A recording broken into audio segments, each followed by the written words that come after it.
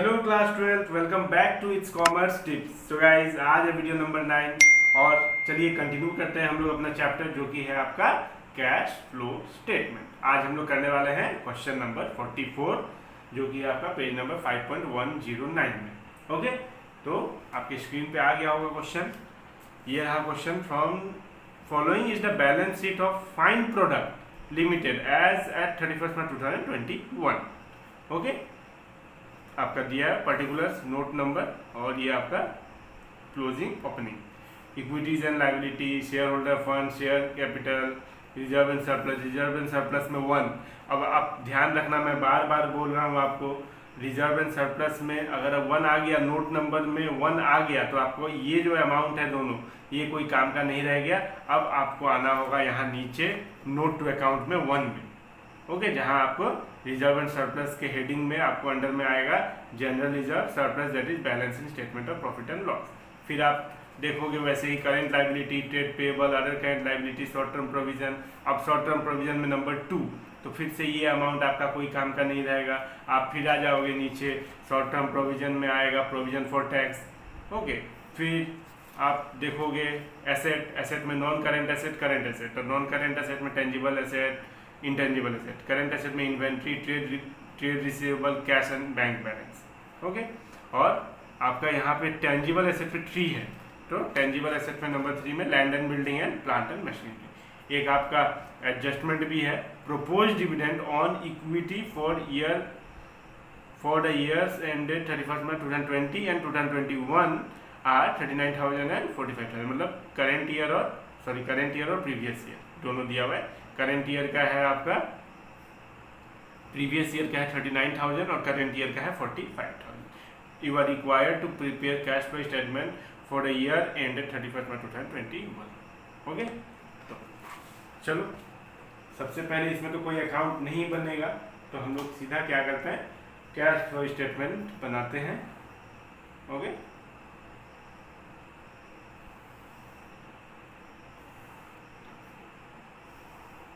ये आपका एक ये बना लो, एक और बना लो ताकि दिक्कत ना आए, और आप एक छोटा सा वर्किंग नोट भी बना लो। ओके, यहाँ पे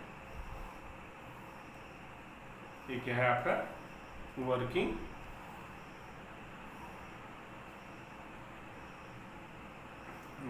नोट।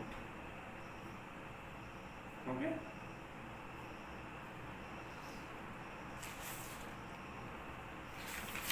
चलो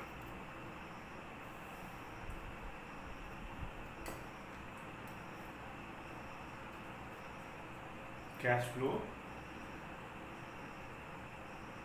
स्टेटमेंट्स। ओके, तो देखो क्या लिखना है। सबसे पहले नंबर 1 स्टार्ट करता हूं मैं, आप लोग भी स्टार्ट करो। Cash flow from operating activities, ये होगा। ये सुनो, इसके बाद क्या लिखते हैं, net profit before tax and extra ordinary item. ये सुनो, फिर आप लिखो add non cash and non operating expenses, कुछ जगह छोड़ के लेस नॉन ऑपरेटिंग इनकम, फिर कुछ जगह छोड़ के operating profit before working capital changes. Okay, अब फिर लिखो add decrease in current asset and increase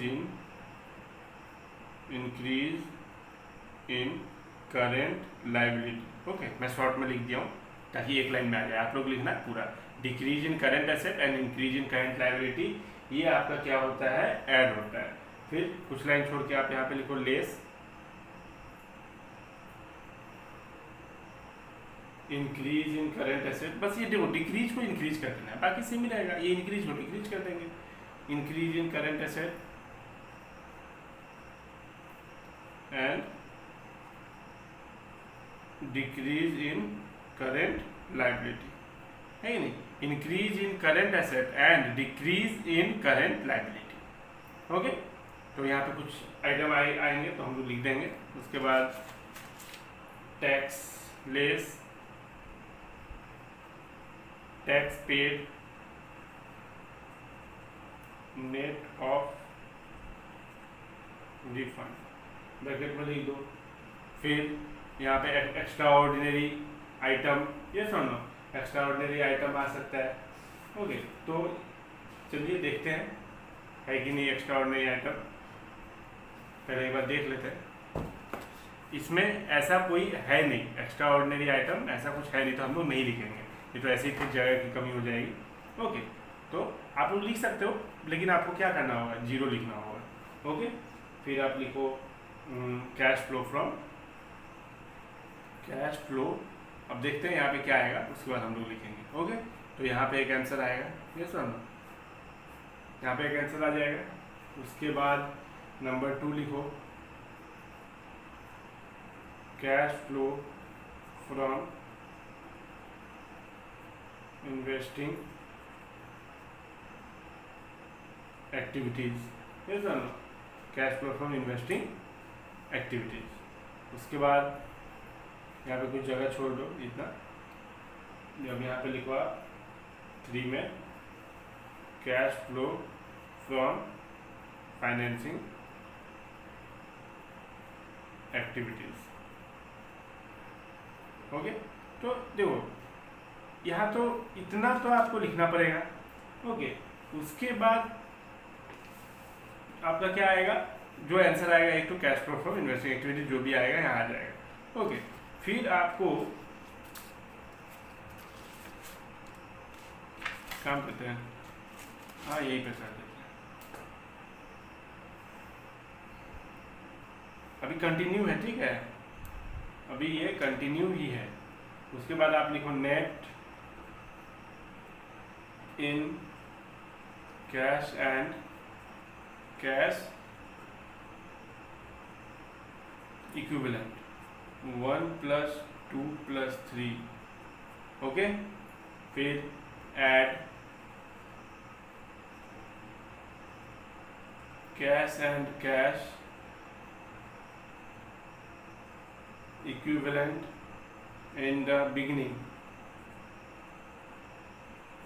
फिर cash and cash equivalent in the at the end. Okay, ये आ जाएगा आपका टोटल आंसर। तो ये कंटिन्यू है। ओके, आप लोग तो देखो, सबसे पहले आप लोग को तो ये आपको याद ही रहना होगा। ओके, ये जो स्टेटमेंट का जो ये हेडिंग है ना, हेडिंग तो पहले आप लोग याद कर ही लो, और मैं तो मतलब याद करने की कोई जरूरत नहीं है, आप लोग प्रैक्टिकल करो, 3-4 खुद ही याद हो जाएगा। 3-4-5 प्रैक्टिकल करोगे ना, खुद ही पता चल जाएगा कि कौन से कितना बार लिखोगे, है कि नहीं। 5 प्रैक्टिकल करोगे तो 5 बार लिखोगे ये चीज़ को, आपको खुद ही याद आ जाएगा कि हाँ, इसके बाद हम लोगों ने net profit before tax extra ordinary item, non cash non operating expenses, ये सब लो। तो याद करने की जरूरत नहीं है, आप बस प्रैक्टिकल करो। तो जितना ज़्यादा हो सके उतना ज़्यादा प्रैक्टिकल करो, मैं यहाँ पे करवा रहा हूँ, आप लोग बस मुझे फॉलो करते रहो और करते रहो, इसके बाद देखना आपको पूरा खुद ही याद आ जाएगा। ओके, तो यहाँ तक ठीक है। अब सबसे पहले हम लोग क्या करेंगे, वर्किंग। ओके, तो चलो शुरू करते हैं। यहाँ देखो, सबसे पहले हम लोग क्या ढूंढते हैं, यही ढूंढते हैं ना वर्किंग नोट में, surplus that is balance in statement of profit and loss, ऐसा ना। तो चलो क्या लिखेंगे हम लोग, closing surplus that is balance in statement of P&L, ये क्या आ जाएगा, क्लोजिंग का। तो क्लोजिंग कितना है, 27,000। ओके, तो 27,000 less closing minus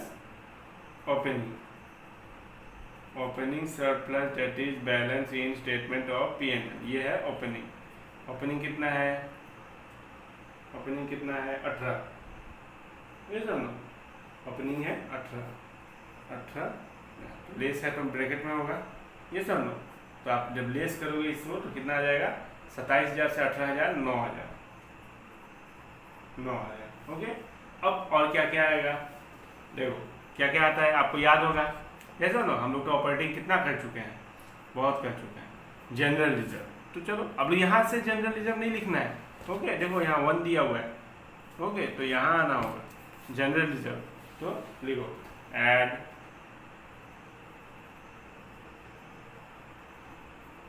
transfer to reserve कितना है, ये भी क्लोजिंग माइनस ओपनिंग ही होता है।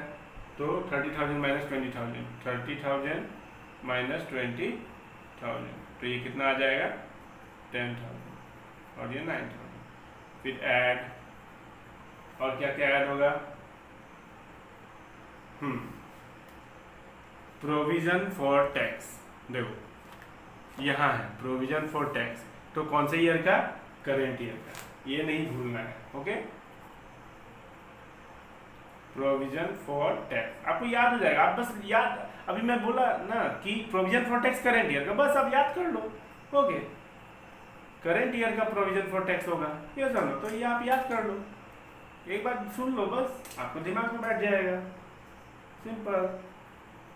ओके, और एक ऐड होगा आपका, देखो आपको एकदम बारीकी से देखना है शुरू से कि क्या क्या आता है कि नहीं, हम लोग क्या क्या आता था, है कि नहीं। तो यहाँ से लेके यहाँ तक कुछ नहीं है, तो अभी प्रोपोज डिविडेंड। ओके, तो प्रोपोज डिविडेंड 2 दिया हुआ है, एक है आपका प्रीवियस ईयर का 39,000 और करेंट ईयर का 45,000। प्रीवियस ईयर मतलब क्या, देखो असल बात क्या है, ये ओपनिंग क्लोजिंग, मतलब ये previous year current year, okay, opening and. Okay, तो ऐसा है, ये ओपनिंग है, ये क्लोजिंग है, ये बिगिनिंग है, ये एंड है, ये प्रीवियस ईयर है, ये करेंट ईयर है। Okay, previous year current year, तो प्रीवियस ईयर कौन सा है, देखो तो ये 2020 प्रीवियस ईयर है, 2021 करेंट ईयर है। तो हम लोग क्या लिखेंगे, प्रोपोज डिविडेंड हम लोग लिखेंगे प्रीवियस ईयर का। तो आप करो ऐड प्रोपोज डिविडेंड कौन से ईयर का, प्रीवियस ईयर का। कितना है प्रीवियस ईयर का, 39,000। ओके, ये 39 है। ओके, तो अभी हम लोग निकालेंगे net profit before tax and extra ordinary item. तो 9,000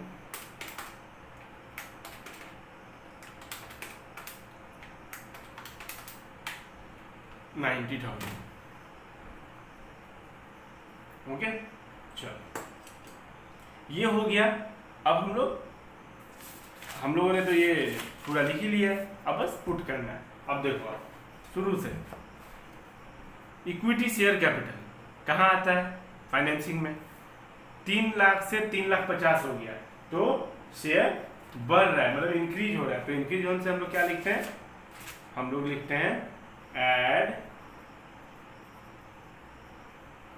proceeds from issue of equity share. बस कितना से बढ़ रहा है, 50,000, तो आप 50,000 लिख दो, सिंपल। फिर और कुछ जो हम लिख सकें यहाँ पे,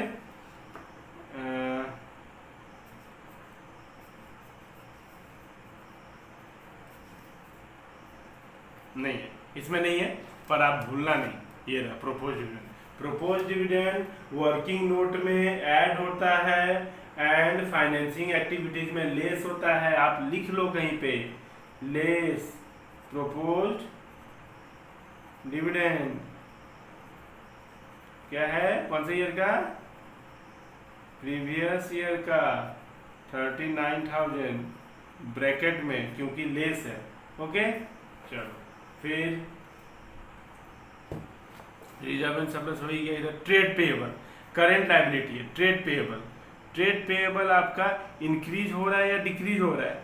देखो तो इंक्रीज हो रहा है। तो ट्रेड पेएबल क्या है? करेंट लायबिलिटी है।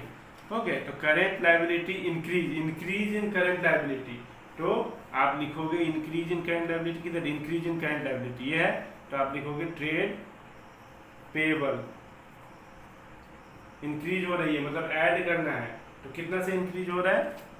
आप लिखो ट्रेड पेएबल कितना? 35,000 माइनस 53,000, 18,000। तो आप लिखोगे यहाँ पे 18,000।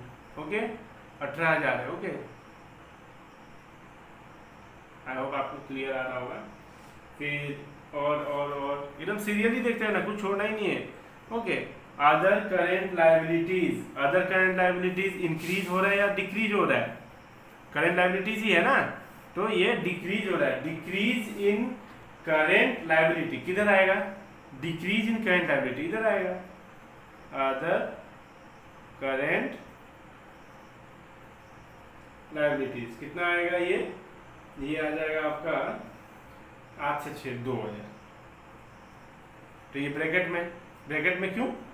क्योंकि लेस है तो ब्रैकेट में लिखेंगे, ये समझ। फिर शॉर्ट टर्म प्रोविजन 2 में आओ। 2 में इधर क्या है? Provision for tax. चलो रहने दो, अभी कोई दिक्कत नहीं है। अब आ जाओ करेंट एसेट में, आपका टेंजिबल एसेट में आ जाओ। क्या है? 3 में जाना होगा अब हमें। 3 में क्या है? Land and building, plant and machinery. तो 1,10,000 से 57,000 हो गया। ओके, तो प्लांट एंड मशीनरी 1,10,000 से कितना हो गया? लैंड एंड बिल्डिंग 1,10,000 से 57,000 हो गया। तो लैंड एंड बिल्डिंग हम लोगों ने क्या कर दिया? सेल कर दिया। कम हो गया ना, कम हो गया तो सेल कर दिया हम लोगों ने। अगर प्लांट एंड मशीनरी देखो, प्लांट एंड मशीनरी कितना है? 90,000 से 1,91,000 हो गया, मतलब इंक्रीज हो रहा है, मतलब हम लोगों ने परचेज कर लिया, ये माना जाता है। ठीक है, अगर कम हो जाए तो सेल और ज्यादा हो जाए तो परचेज। तो लैंड एंड बिल्डिंग क्या है? लैंड एंड बिल्डिंग 1,10,000 से 57,000 हो गया, कम हो गया मतलब सेल। तो सेल और परचेज कहाँ लिखते हैं हम लोग? इन्वेस्टिंग में लिखते हैं, तो इन्वेस्टिंग में जाएंगे। ओके, तो add sale of land and building कितना से बढ़ गया? मतलब सेल हो गया कितना? डिफरेंस कितना है? 1,10,000 माइनस 53,000। तो आप यहाँ पे बस 53,000 लिख दो।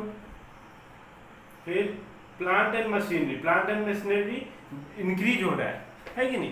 प्लांट एंड मशीनरी 90,000 से 1,91,000 हो गया। इंक्रीज मतलब हम लोगों ने खरीदा है, तो प्लांट एंड मशीनरी हम लोगों ने खरीदा है, तो कितना होगा? 90,000 माइनस 191, 1,01,000 रुपया का purchase of plant and machinery. तो ये हम लोग करेंगे less purchase of plant and machinery. Okay, कितना का? 1,01,000। तो ये हम लोग ब्रैकेट में, क्योंकि लेस है। ओके, फिर ये वाला आपका आ गया। एक चीज और है, मैं बता दूं, एक चीज और क्या है? ये है, देखो, नॉन करेंट इन्वेस्टमेंट 10,000 से 35,000 हो गया। ओके, नॉन करेंट इन्वेस्टमेंट 10,000 से 35,000 हो गया, इंक्रीज हो गया। तो इंक्रीज हो गया तो हम लोगों ने इन्वेस्टमेंट खरीदी होगी। ओके, तो लेस होगा परचेज और इन्वेस्टमेंट कितना? 25,000 से होगा। ओके, चलो ये भी हो गया। अब नेक्स्ट इंटेंजिबल एसेट, गुडविल क्या हो रहा है? गुडविल आपका हो रहा है 50,000 से 40,000 हो गया। गुडविल 50,000 से 40,000 डिक्रीज, तो इसको क्या माना जाता है? गुडविल एमोर्टाइज। और ये कहाँ आता है? ये आता है यहाँ पे। ओके, याद रहना होगा कि ऐड होता है non cash and non operating expenses में। गुडविल एमोर्टाइज्ड कितना, ये तो डायरेक्ट बाहर भी लिख सकते हैं और कुछ है नहीं इसीलिए। ओके, फिर हम लोग देखो, हम लोग पूरा सीरियली एक एक करके करते आ रहे हो कि हम लोग कुछ छोड़ नहीं रहे, हम लोग सब एक एक करके करते आ रहे हैं। ठीक है, हम लोगों ने टेंजिबल एसेट क्या 3 नंबर में देखा, इंटेंजिबल एसेट, नॉन कैश। अब करंट एसेट, करंट एसेट क्या है, इन्वेंट्री एंड ट्रेड रिसीवेबल। तो इन्वेंट्री डिक्रीज हो रहा है, तो डिक्रीज इन करंट एसेट कहाँ आएगा, डिक्रीज इन करंट एसेट किधर है, देखो तो आप, डिक्रीज इन करंट एसेट ये रहा। तो क्या है डिक्रीज इन करंट एसेट में, इन्वेंट्री। तो आप लिखो इन्वेंट्री, इन्वेंट्रीज कितना से डिक्रीज हो रहा है, 57 से 39, तो 57 माइनस 39 18,000, तो 18,000 होगा बस, और कुछ और तो है ना। Trade receivable, current asset increasing, increase in current asset, increase in current asset ये रहा, लेस होगा, तो ट्रेड रिसीवेबल। ओके, देखो जनरली बच्चे क्या करते हैं, सोचते हैं कि ट्रेड रिसीवेबल हमेशा लेस ही होता है, तो ये ऐसा नहीं है। ओके, कभी ये इधर आ जाएगा, वो डिपेंड करता है इंक्रीज हो रहा है या डिक्रीज हो रहा है। अगर डिक्रीज हो रहा होता तो इधर लिख देते ना, डिक्रीज इन करंट एसेट में, लेकिन इंक्रीज हो रहा होता है, तो इसीलिए हम लोग लेस में लिखते हैं बार बार, मतलब मैक्सिमम ये लेस में ही आता है और ट्रेड पेएबल एड में ही आता है, बात यहाँ ये है। ओके, तो ट्रेड रिसीवेबल कितना है, कहाँ गया,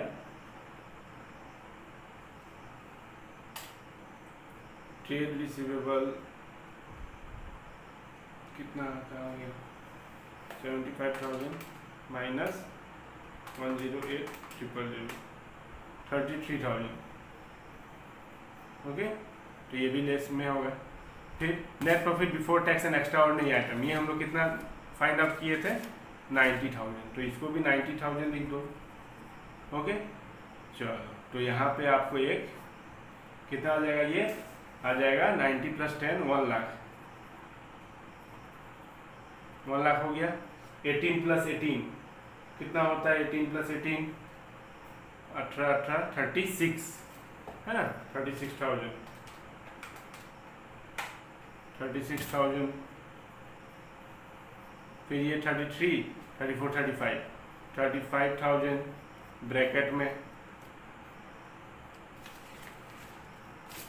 tax, tax paid, tax paid है, टैक्स पेड नहीं है, तो टैक्स पेड नहीं है तो हम लोग क्या मानते हैं, नया कॉन्सेप्ट एकदम ध्यान से सुनो, टैक्स पेड नहीं है, प्रोविजन फॉर टैक्स है, तो प्रोविजन फॉर टैक्स को ही टैक्स पेड माना जाता है, प्रोविजन फॉर टैक्स को ही टैक्स पेड माना जाता है। और कौन से ईयर का लिखते हैं हम लोग प्रोविजन फॉर टैक्स, आपको पता है, ये हम लोग लिखते हैं आपका ये वाला प्रीवियस ईयर का। Okay, provision for tax previous year का लिखते हैं, गलती नहीं करनी है। यहाँ वर्किंग नोट में provision for tax current year का लिखते हैं, ओके, बट यहाँ प्रीवियस ईयर का टैक्स पेड नहीं है तो प्रोविजन फॉर टैक्स ही माना जाएगा। Okay, provision for tax, okay, वो भी प्रीवियस ईयर का। तो कितना है प्रीवियस ईयर का प्रोविजन फॉर टैक्स, 28,000। आपको 28,000 लिखना है यहाँ पे, वो भी ब्रैकेट में क्योंकि माइनस है। ओके, तो चलो सबसे पहले ऊपर देखते हैं कितना है, 1 लाख + 36,000, ये भी प्लस करना है, ये छोड़ नहीं देना है। Okay, 1 lakh + 36,000, 1,36,000 minus 35,000 minus 35,000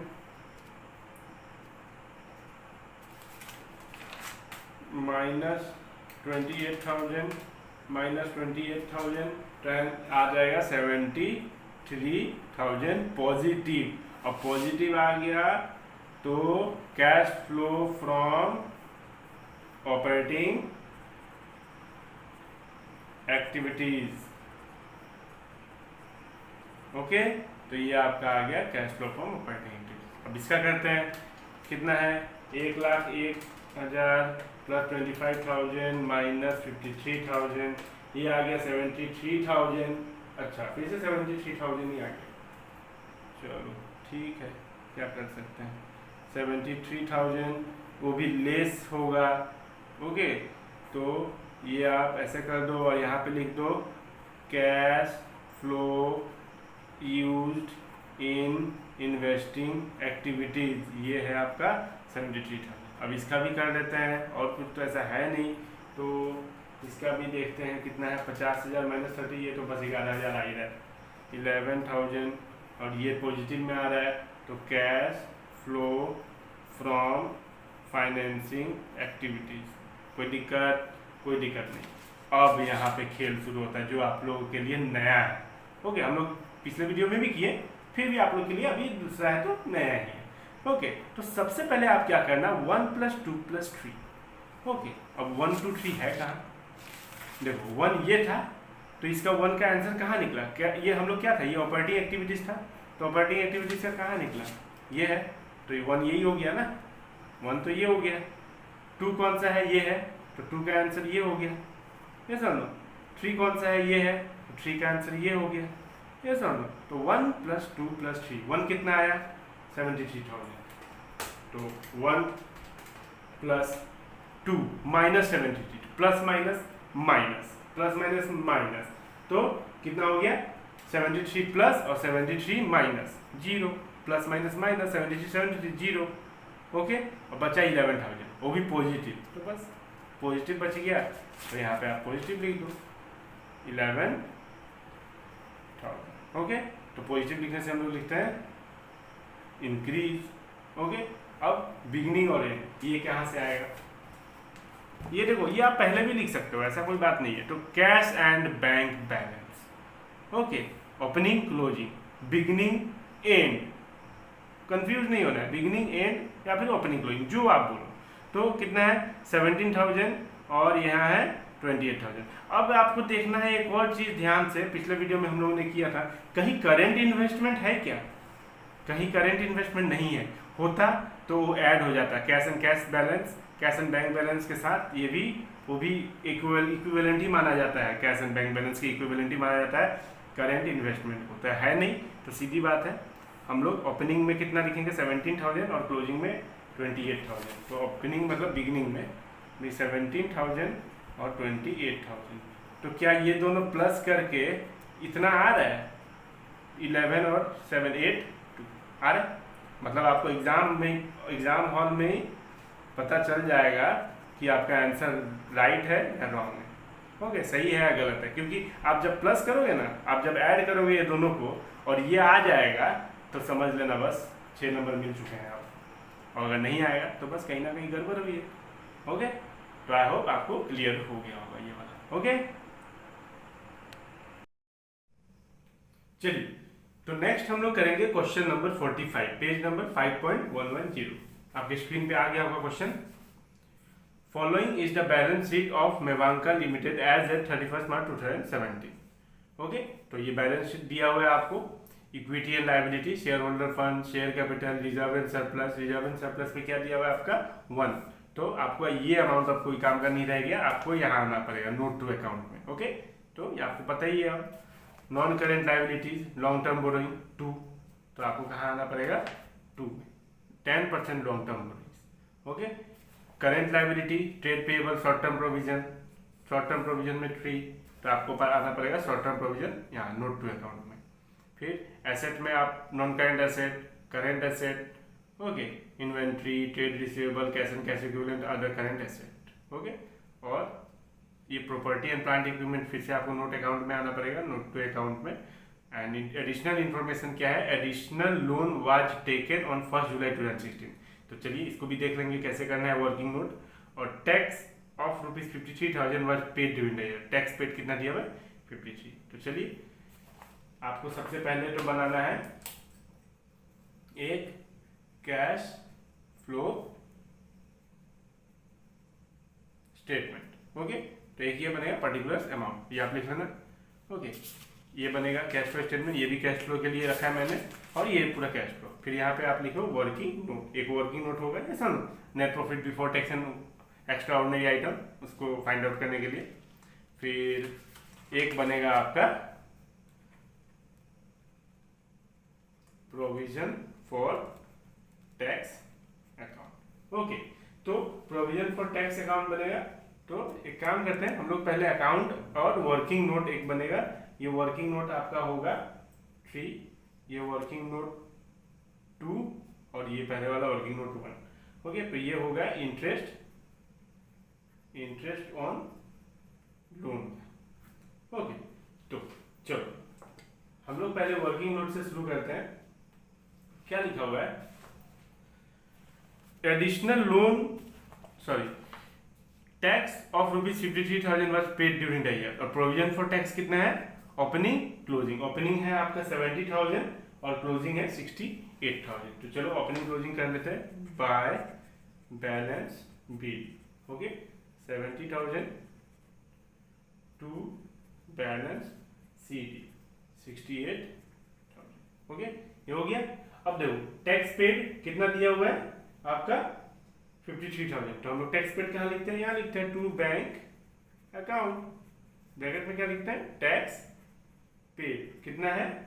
53,000।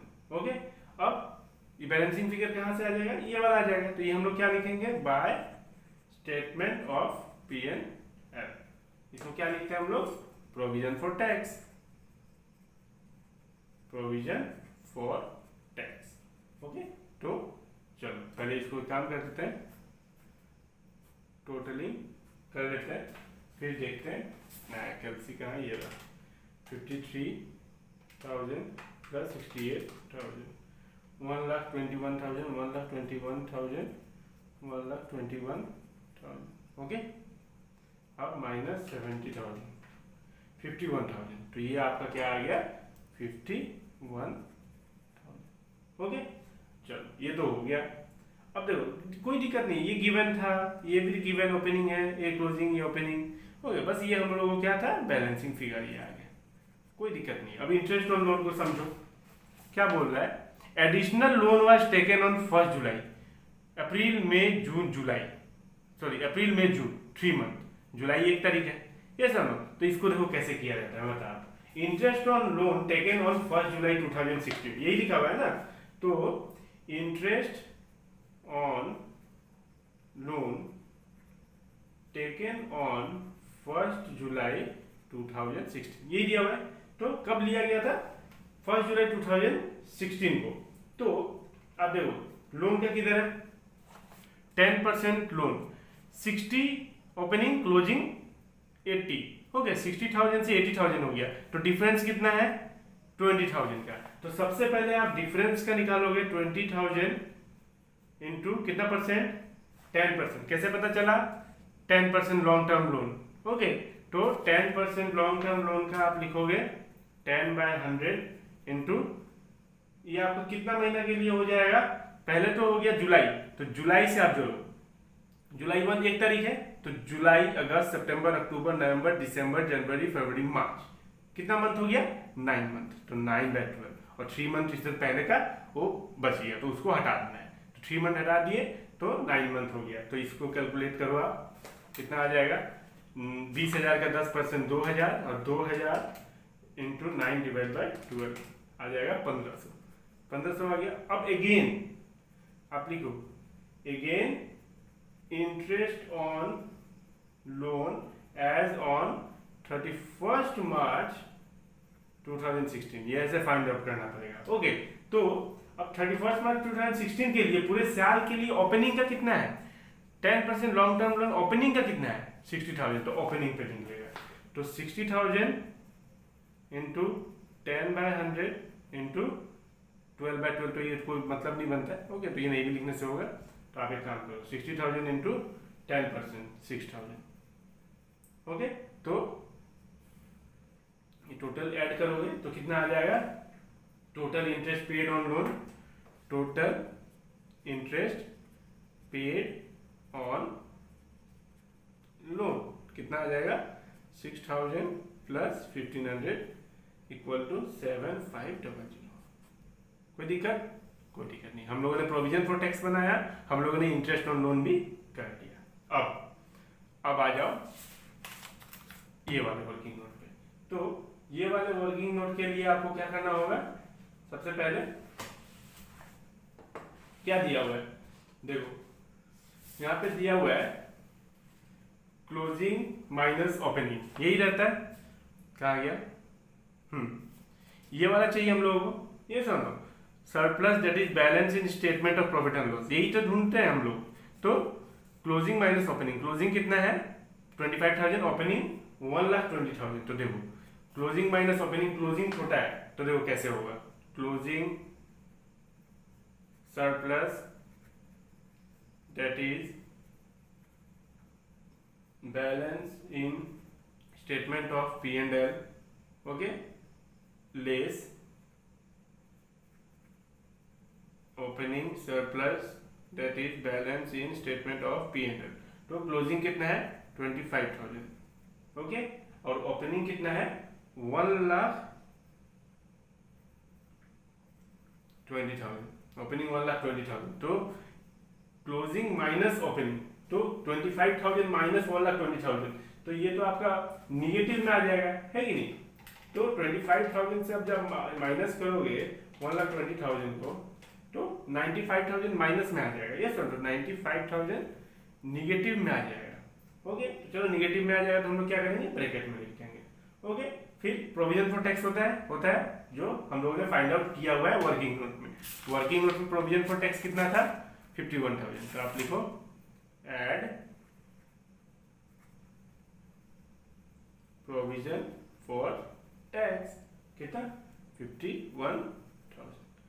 तो ये फाइंड आउट करो कितना हो जाएगा, 95 माइनस 51 माइनस 44, ओके 44,000। तो निगेटिव में आ गया, तो निगेटिव में आने से हम लोग क्या लिखेंगे, net profit before tax and extra ordinary item, नहीं, हम लोग लिखेंगे net loss before tax and extra ordinary item. हर बार लिखते हैं नेट प्रॉफिट क्योंकि पॉजिटिव आता है, इस बार निगेटिव आया, ओके। चलो अब आ जाओ, अब मेन जो काम है वो कर देते हैं, 1 cash flow from operating activities, okay. थोड़ा मैं शॉर्टकट लूंगा, ओके। फिर net loss before tax and extra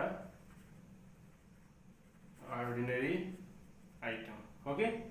फिर ऐड, पहले फॉर्मेट तैयार कर लेते हैं, non cash and non operating expenses, okay, non cash and non operating expenses. फिर कुछ स्पेस छोड़ के आप लिख लो नॉन ऑपरेटिंग इनकम। फिर अब देखो, अब यहाँ पे वर्किंग कैपिटल चेंजेस आएगा तो इसको देख लेंगे, कहाँ पे आएगा, इधर पे, ओके। तो उसको देख लेंगे। फिर लिखो आप add decrease in current asset and increase in current liability, okay, current liability. फिर आप लिखो एक काम करो, यहाँ पे आ जाओ, less increase in current asset and decrease in current liabilities, okay. ये हो गया लेस टैक्स पेड। फिर extra ordinary item, extra ordinary expenses, income ये नहीं है, ओके। तो यहाँ पे आपका एक आंसर आ जाएगा, ओके। तो ये जो भी आएगा, कैश फ्लो पॉजिटिव आया नेगेटिव आया देख लेंगे हम लोग। फिर number 2 cash flow from investing activities. आप लोगों को याद हुआ कि नहीं, ये फॉर्मेट बहुत जरूरी है। पहले तो फॉर्मेट आपका, बाकी चीज नहीं, ऑपरेटिंग का, ओके। फिर कौन सा आइटम किधर आता है, बहुत ही आसान। फिर number 3 cash flow from financing activities, इसके लिए भी हेडिंग कर लिया हम लोग, ओके। अब यहाँ पे कुछ स्पेस छोड़ देते हैं, क्या पता नेट इंक्रीज हो या डिक्रीज हो बाद में देख लेंगे। उसके बाद हम लोग लिखेंगे ऐड ओपनिंग, यही होता है opening balance of cash and cash equivalent. फिर आप लिखो closing balance of cash and cash equivalent, okay. तो ये आपका आंसर आ जाएगा, यहाँ पे ये आ जाएगा, यहाँ पे आ जाएगा। चलो तो सबसे पहले एक काम करते हैं, देखते हैं कौन सा क्या होगा, कहाँ क्या होगा। ओके तो आ जाओ, यह क्वेश्चन शेयर कैपिटल 1 लाख से 3 लाख हो गया, मतलब प्रोसीड। तो फाइनेंसिंग एक्टिविटीज में जाओ, add proceeds from issue of share 2 lakhs। फिर लॉन्ग टर्म बोरोइंग, ओके चलो लॉन्ग टर्म बोरोइंग, ओके 60,000 से 80,000 हो गया। ओके बोरोइंग तो आपको इधर आ गया, लॉन्ग शेयर कैपिटल हो गया। फिर long term borrowing, long term borrowing कितना हो गया, 60,000 से 80,000 हो चुका है। तो आप क्या करोगे, आप यहाँ 2 है ना, यहाँ से भी देख सकते हो 10% लॉन्ग टर्म बोरोइंग 60,000 से 80,000 तो 20,000। तो आप एक काम करो, लिखो प्रोसीड्स फ्रॉम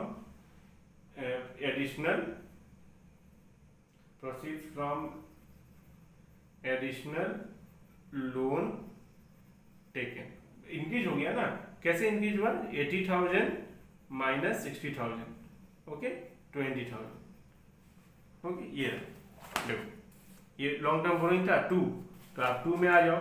लॉन्ग टर्म में 10% लॉन्ग टर्म में 60,000 से 80,000 हो गया, तो इंक्रीज हो रहा है। ओके एडिशनल लोन आप ले रहे हो, ओके तो 20,000।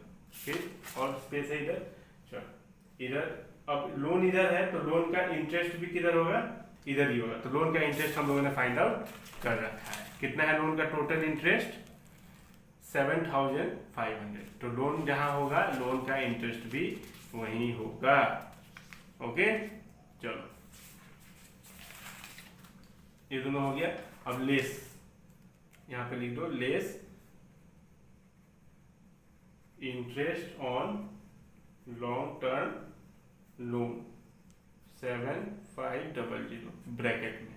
ओके और कुछ नहीं इसके लिए। चलो तो ये हो गया, हम लोगों ने रिजर्व एंड सरप्लस जगह क्या, share capital, reserve and surplus, long term borrowing, trade payable. Trade payable कहाँ होता है, ट्रेड पेएबल इंक्रीज हो रहा है या डिक्रीज हो रहा है, ट्रेड पेएबल 20,000 से 6,000 हो गया, तो ये आपका क्या हो रहा है, decrease. Trade payable current liability है, तो डिक्रीज इन करंट लायबिलिटी। तो देखो कहाँ आएगा decrease in current liability, decrease in current liability, trade payable कितना डिक्रीज, 14,000।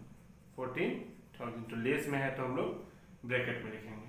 फिर short term provision, short term provision क्या लिखा हुआ आपका 3, तो इधर आ गया प्रोविजन फॉर टैक्स, तो चलो इसका कोई जरूरी नहीं है। फिर ये आपका इधर इक्विपमेंट, फिर करंट एसेट में इन्वेंट्रीज, इन्वेंट्रीज कितना है 60,000 से 67,000, increase in current asset, inventory asset है तो increase in current asset, increase in current asset, inventory कितना से इंक्रीज हो रहा है 7,000। ओके फिर टैक्स पेड भी कितना है, टैक्स पेड भी हम लोगों ने फाइंड आउट कर दिया, तो लिख ही देते हैं। चलो टैक्स पेड है आपका 53,000, तो टैक्स पेड आप लिख लो 53,000। ओके ब्रैकेट में। फिर और कुछ, और ट्रेड रिसीवेबल, ट्रेड रिसीवेबल 65,000 से 51 हो गया, decrease in current asset, decrease in current asset, decrease in current asset, तो ट्रेड रिसीवेबल, ट्रेड रिसीवेबल कितना से डिक्रीज हो गया 14,000। ओके तो पॉजिटिव होगा, ऐड है इसलिए। तो फिर other current asset, other current asset 49,000 से 25,000, decrease in current asset. Okay तो decrease in current asset add होता है, तो अदर करंट एसेट 4,000। ओके तो ये भी हो गया। फिर हम लोग ने देखा, इधर देखो डेप्रिसिएशन। ओके डेप्रिसिएशन, डेप्रिसिएशन 23,000 से 48, तो इसका आप डिफरेंस निकालो 23 23,000 माइनस 48,000, ओके 25,000। तो सीधा 25,000 हम लोग ले लेंगे, इसका डिफरेंस करने से हो गया। ओके, हमें कोई एक्यूमुलेटेड डेप्रिसिएशन या मशीनरी अकाउंट नहीं बनाना है, ओके, क्योंकि ऐसा कुछ और कुछ दिया नहीं है जो हम बनाए, ताकि एडिशनल इन्फॉर्मेशन में कुछ नहीं है। तो डायरेक्ट 25,000 आप इसका डिफरेंस लिख सकते हो। डेप्रिसिएशन अकाउंट, डेप्रिसिएशन अकाउंट कितना है 25,000, ओके। फिर और कुछ और ऐसा कोई expenses, interest on long term loan, interest on long term loan 7500, यह फाइनेंसिंग एक्टिविटीज में लेस होता है और ऑपरेटिंग एक्टिविटीज में ऐड होता है। Interest on long term loan 7500, okay. Net profit before tax and extra ordinary item कितना था 44,000, ओके। तो वो भी निगेटिव का 44,000, ओके, ये आपको नहीं भूलना है। फिर और कुछ ऐसा, और ऐसा कुछ जो चलो इन्वेस्टिंग तो बाकी ही है। मशीनरी हम लोगों ने 2,15,000 का था, 3,84,000 का हो गया, इंक्रीज हो गया, मतलब मशीन हम लोगों ने परचेज कर लिया। इंक्रीज होने से हम लोग परचेज मानते हैं। तो 2,15,000 माइनस 3,84,000, 1,69,000 का परचेज हो गया है मशीन। तो आप लिखो सीधा less purchase of machinery, okay, 1,69,000, okay.